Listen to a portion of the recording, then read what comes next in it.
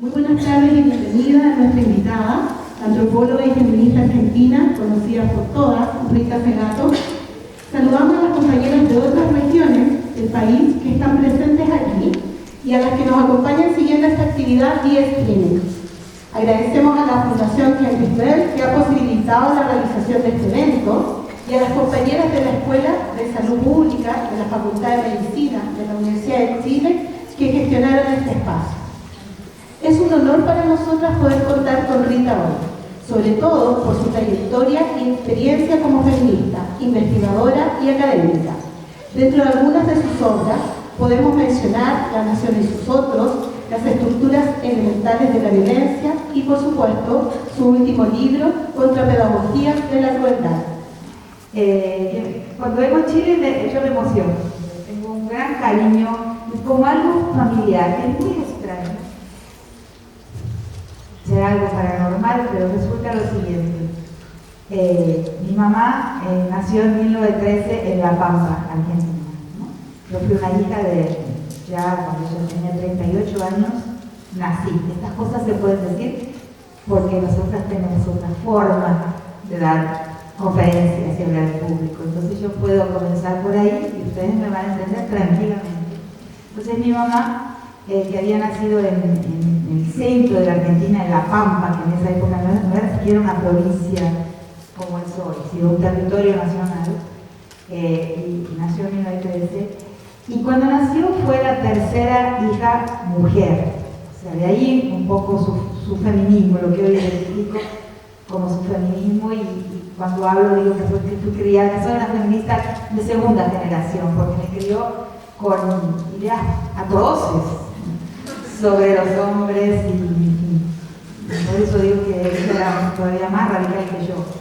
Y fue la tercera hija mujer y su mamá se enfermó porque no nació varón, porque ya en el tercer nacimiento esperaban definitivamente, tenía que ser un hijo varón y nació una hija mujer. Y por eso su mamá se enfermó, se llamaba Virginia Cardone, y no la pudo amamantar. ¿Y quién la amamantó? La amamantó una mujer negra chilena, llamada, según ella, siempre recordó su nombre, hubo muchos problemas con ella por ese rechazo de su mamá y que otra persona tuviera que amamantarla, ¿no? que hacerla vivir, digamos. Se llamaba, según ella, Marcoside Valdivia. Entonces, uno de mis artículos que está en uno de los capítulos del libro La crítica de la colonialidad en 8 ensayos, que es un capítulo que se llama Los cauces profundos de la raza latinoamericana, yo se lo dedico a Marcoside Valdivia, que era negra, según mi mamá, y era chilena. Y estoy buscando los padrones del pueblito donde nació. Había una familia negra cuando ella nació, pero no están consiguiendo. Si alguien alguna vez tiene contacto donde existen registros del siglo XIX, principio del siglo XX, de poblaciones negras, si había una familia Valdivia, bueno, de esa leche vengo yo.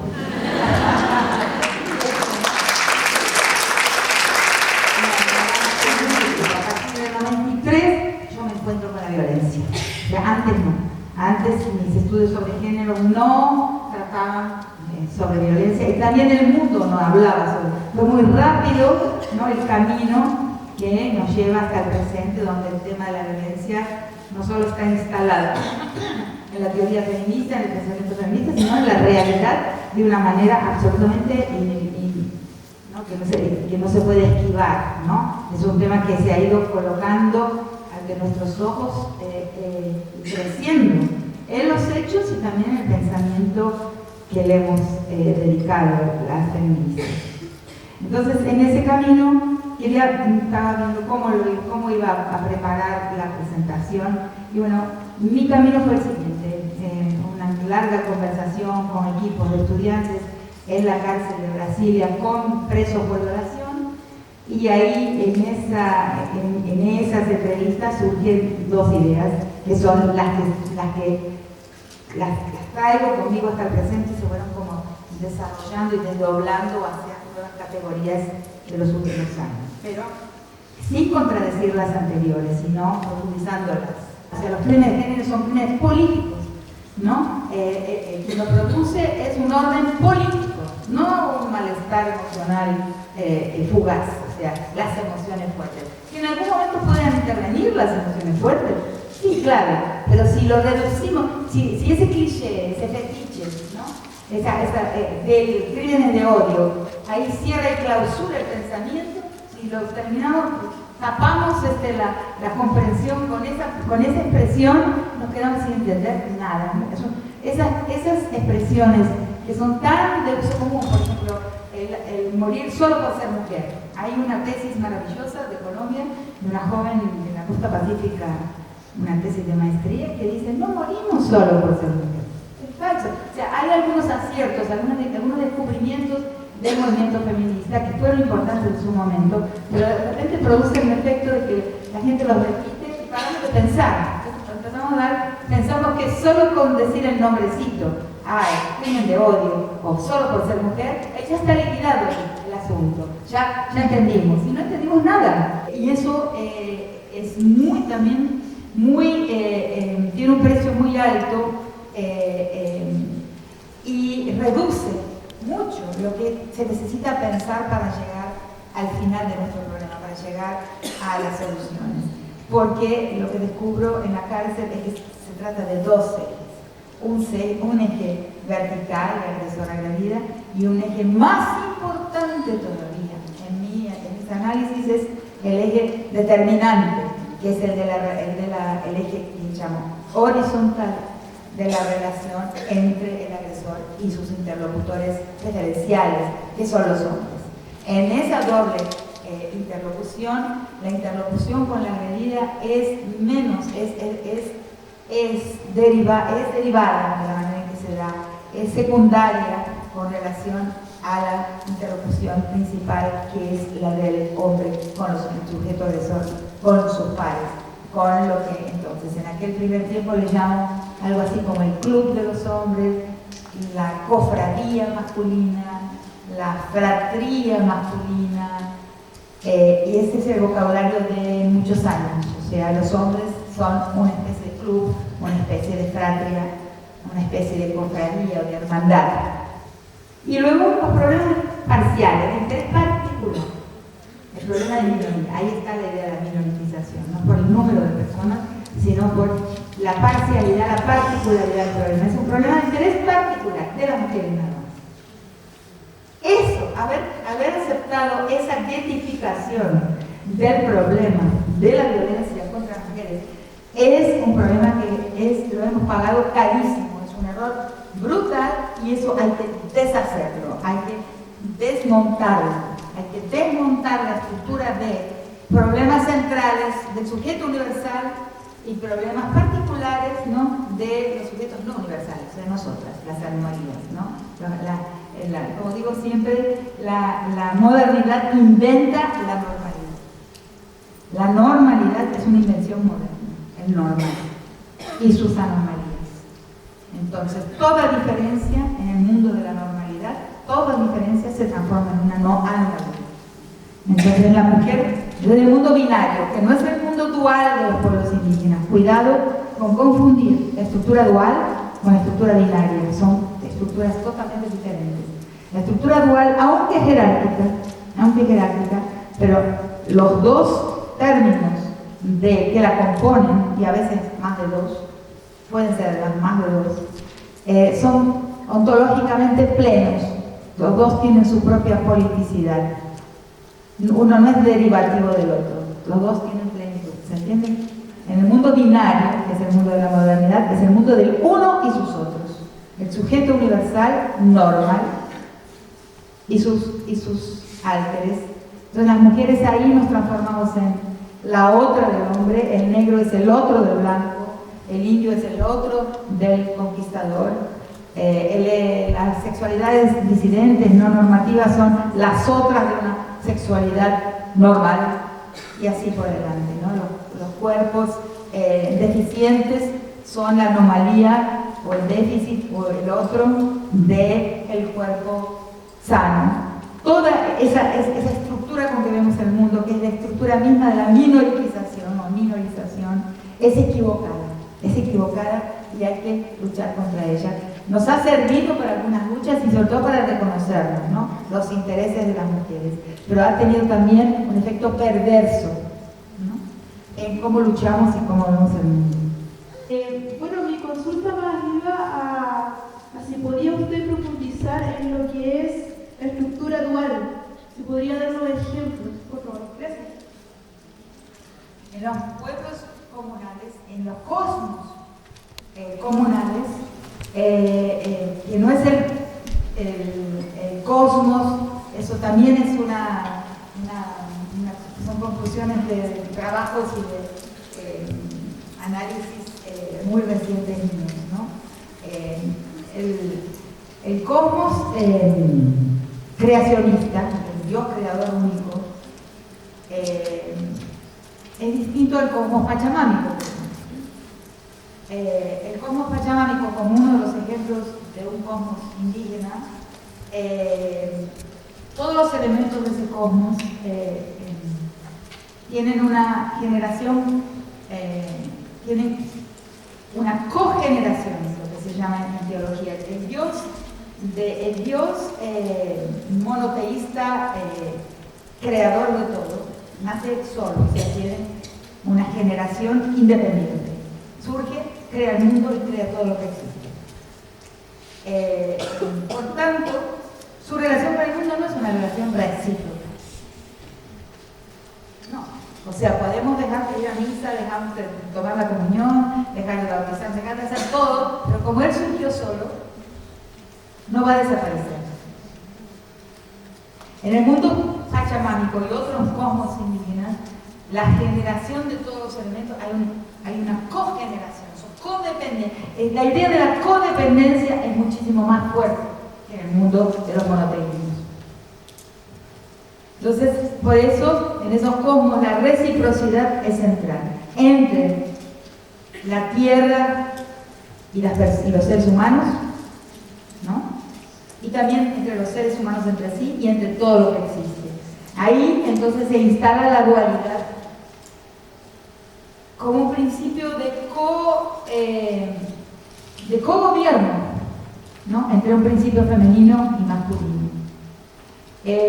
No, pero ahí también hay que comprender que femenino y masculino no son exactamente lo mismo que comprendemos después de la conquista, porque en la conquista, con la feroz finalización, aparecen las leyes de clausura de las formas de transibilidad de género que existían en casi todas las sociedades indígenas en el continente antes de la llegada del colonizador.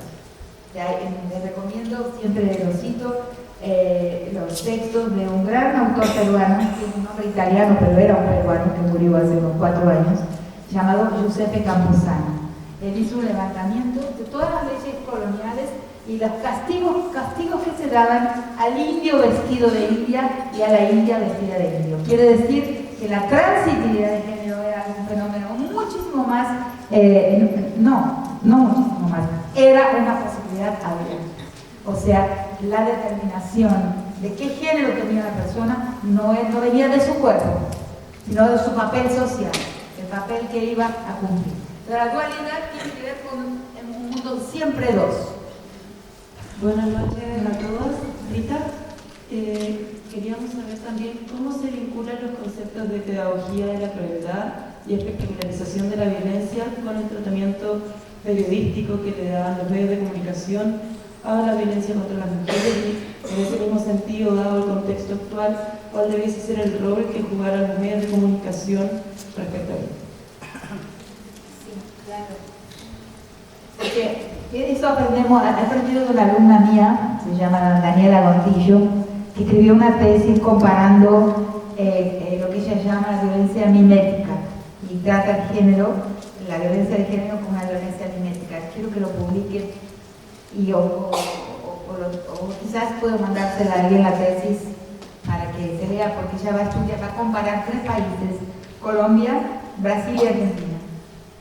El efecto que tienen las noticias en la reproducción de la violencia es impresionante. Entonces, por ejemplo, para el caso de suicidio, eso está estudiado desde hace mucho tiempo.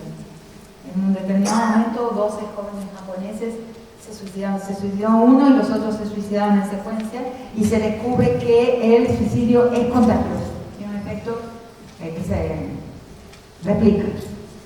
Y hay un momento en la agenda editorial, en la agenda de los medios de comunicación, en que se prohíbe, o sea, ustedes ven que no hay suicidios en los medios, hay suicidios que son espectaculares, pero los medios han aceptado no reproducir el suicidio en las noticias, no sabemos. Pero con la violencia contra las mujeres no ha sucedido lo mismo.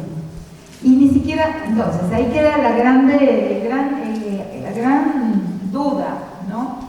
Porque por el hecho de que los suicidios no son parte de la noticia, muchas familias no saben qué peligro se está corriendo dentro de casa, porque los niños hoy se suicidan y los adolescentes se suicidan. El suicidio es una de las primeras causas de muerte en el mundo entero y es un fenómeno de los muy jóvenes. Entonces no se puede saber, la gente no sabe el peligro inminente porque puede estar atravesando a alguien de su familia. Entonces no es una solución ideal la que se ha dado en la supresión de la noticia. No es que no haya que informar, lo que pasa es que el problema es cómo informar y la manera en que los medios transformaron la agresión de género en un espectáculo. Donde el agresor aparece como un monstruo, es monstrificado muchas veces, pero como un monstruo potente.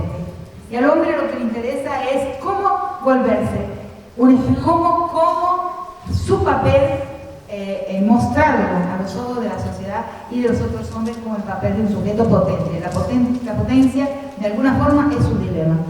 Entonces el monstruo potente es emulado, o sea, es monstruoso, pero más que monstruoso, su carácter más interesante es la potencia que muestra ahí. Y entonces yo creo que es urgente el llamado a las escuelas de comunicación, las escuelas donde se forman los periodistas y a los editores de los grandes diarios, de los medios masivos de información, a una conversación para revisar, ¿no?, la forma en que se publicitan las agresiones de género, porque están llevando a la réplica, llevando a la mímesis. La tesis de Daniela Gontillo habla del efecto mimético y huyendo de la palabra contagio, porque la palabra contagio, que es la que se usa para la violencia, hay un método de comprensión de la violencia que es como epidémica, ¿no?, que usa el paradigma de la epidemiología para entender la violencia y también para entender los suicidios, pero hay un cierto automatismo, ¿no?, y es cierto, hay un cierto automatismo en el abordaje epidemiológico, ¿no?, que no es adecuado, porque estamos frente a decisiones humanas, ¿no? ¿Hago esto o no lo hago? Pero hablar de una epidemiología o de una epidemia de violencia puede servirnos para escribir el fenómeno, pero no para entenderlo, porque al entenderlo debe estar mediado por la comprensión de la conciencia y de las decisiones de los actores, ¿no? ¿Qué van a hacer? Por eso ella opta por la noción de mimesis, de imitación. Y lo que estamos viendo es que los medios, por ejemplo, es asesinada a una mujer una vez de una determinada manera, pero al final ella cuenta cuántas veces fue asesinada una determinada víctima en la televisión argentina, y son miles de veces, porque es contado de una manera, como es un espectáculo de un morbo que atrae a la sociedad, y la atrae también porque hay algo que no se comprende, ¿no?, que hay como un misterio también en estas agresiones. Entonces la mirada de esta forma, por este lado, va transformándose en lugar de un femicidio en 1000 feminicidios por su repetición. Entonces, en el fondo, aunque se intenta mostrar que es un problema, se acaba mostrando, se acaba normalizando, se acaba promoviendo el problema, ¿no? Entonces, eso tiene que ser resuelto de alguna forma y eso va a depender de una voluntad política y de una voluntad de los editores de medios y de los profesores de periodismo para que se piense cómo informar sin promover. El lente mismo, ¿no? El lente es un lente rapiñador, el lente es fálico, el lente mediático, la lente, ¿no? la lente mediática, la lente de la cámara de televisión, es fálica, es rapiñadora, ¿no? Hace víctimas, la propia lente es violadora, viola los cuerpos. Entonces no solamente está en lo que relata, pero también en la rapiña sobre los eventos y los cuerpos de las personas que ejecuta esa lente mediática, ¿no? Es como, yo creo que reproduce, ¿no? El poder, el orden de poder. Lo que vivimos en el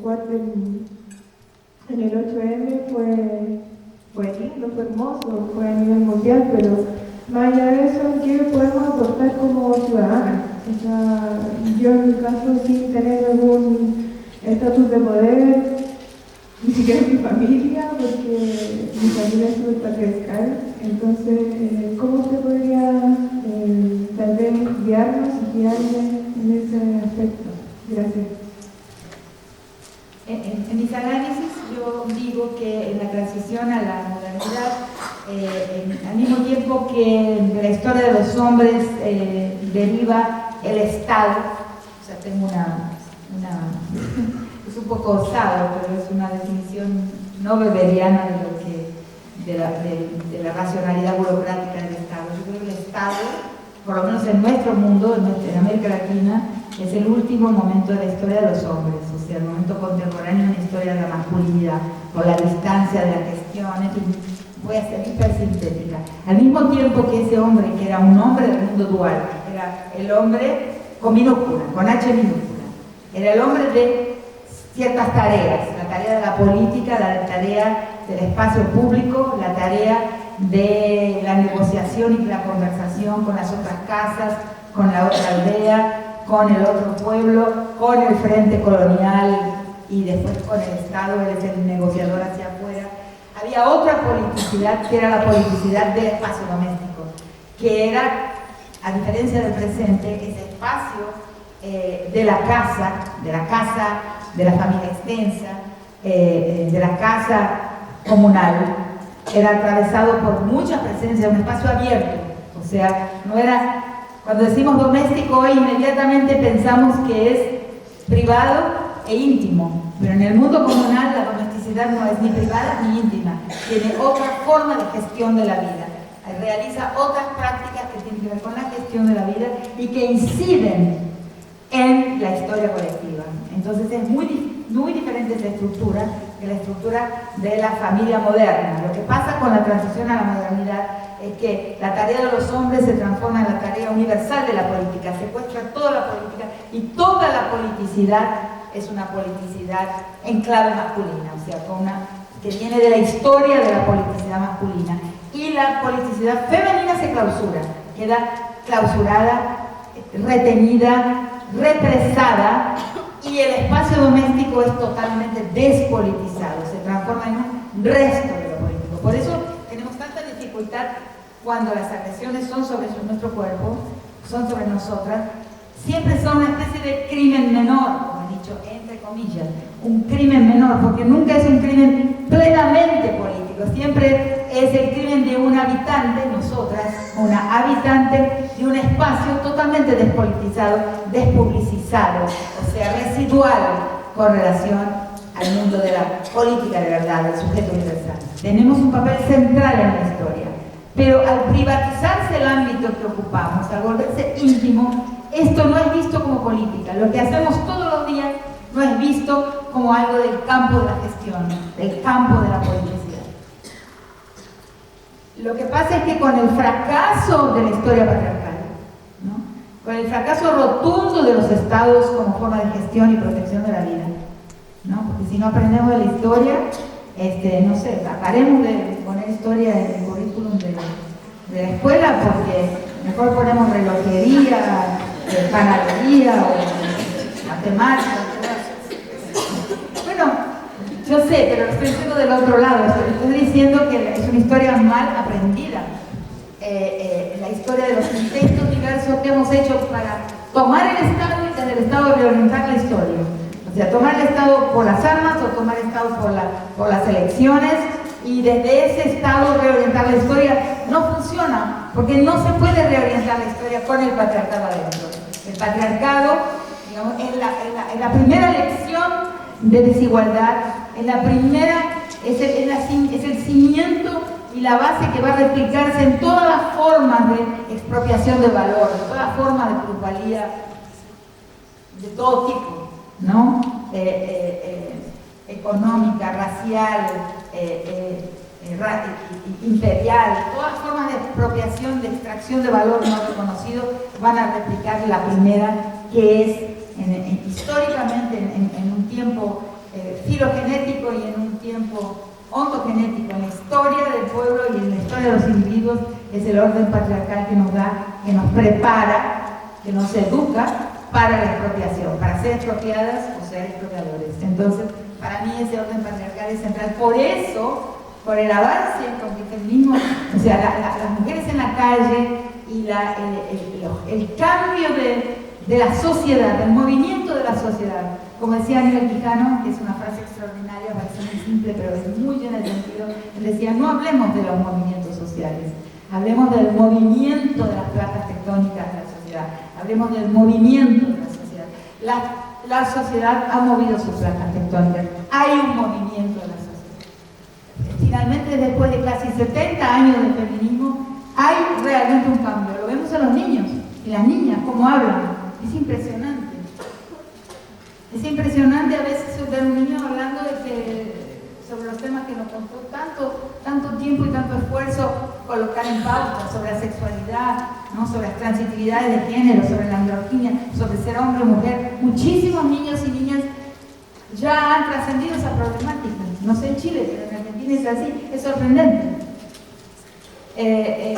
Entonces, eso amenaza el orden desigual. Todo el edificio de las desigualdades está amenazado por la retirada del patriarcado de la base. Es como decimos en portugués, dice puxar el tapete, mover el piso. Se ha movido el piso, que es severamente dependiente de la educación patriarcal. Es severamente dependiente de que esté bien instalada en nuestras subjetividades,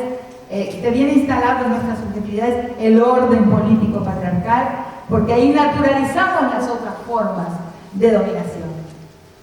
Entonces, cuando esto está sucediendo, ahí viene todo el revive, la reacción fundamentalista que está puesta en las calles en menos de 10 años.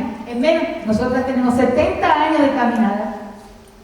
Y de repente en menos de 10 años hay una gente enloquecida en la calle, desesperada, pautada para colocar un límite, una reacción a nuestro avance natural en el tiempo a lo largo de 70 años. Eso, la reacción apareció muy recientemente, en menos de 10 años, por eso yo pienso seriamente que se trata de un implante reactivo, porque nuestros antagonistas del proyecto histórico nos están diciendo hasta dónde estamos llegando, qué está cambiando, la importancia y el peligro de lo que ha sido instalado ahora, que viene de un gran periodo, larguísimo periodo de fermentación, que fue la fermentación del pensamiento de las mujeres, del pensamiento feminista, de la contestación feminista, en sus diversas formas, porque no hay un feminismo, hay varios, no hay una mujer, hay muchas.